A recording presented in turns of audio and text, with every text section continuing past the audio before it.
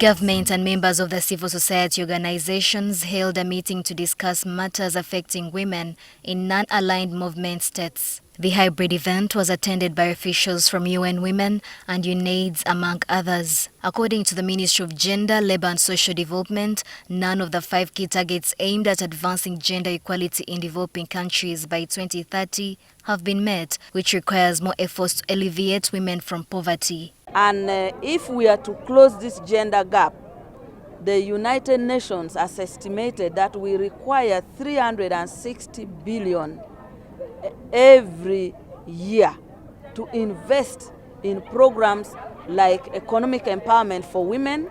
Majority of the people in decision making are men, and therefore they still look at their male counterparts as the ones who are able to execute certain responsibilities. And yet we have women who are qualified. Minister Betty Amongi says there are still gaps in control of resources, ownership of land, with only 7% of women with land titles in their name.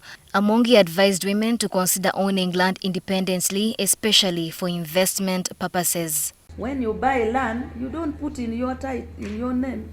You said, I have to protect my marriage. Then the land title is in the name of the man or in the name of your child. You are fearing it in your name. You want 200 million to start a business. They're asking you for collateral. You don't have it. Yet you have it. That's why men opposed the clause in the amendment of the law for co-ownership. The biggest argument that the men gave at that time is that they cannot co-own land because land is what they use as collateral. So that same argument should happen for women. She also called for land reforms, especially for women in rural areas where customary land certificates of ownership are predominantly in the man's name. You are a couple and you have ownership of a piece of customary land, then you must co-own it and register it as a couple, so that when a woman is investing in that land, they have the hope that whatever they invest in that land will benefit her and her family. As regards empowerment, the women's meeting advocated for the establishment of a women's platform within the NAM framework in Uganda, providing physical, digital and structural spaces to track and advance their work. So the fact that Uganda is taking over the chair of the NAM Secretariat puts us in a good position for us to do this lobby for the women's platform and eventually the Secretariat to be based here.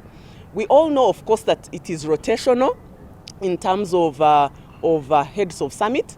Then after these 3 years, the chair of NAM will be moving to Uzbekistan.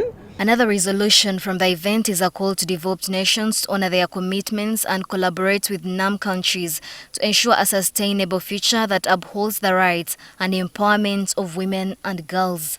Norbert Atkunda, NTV News.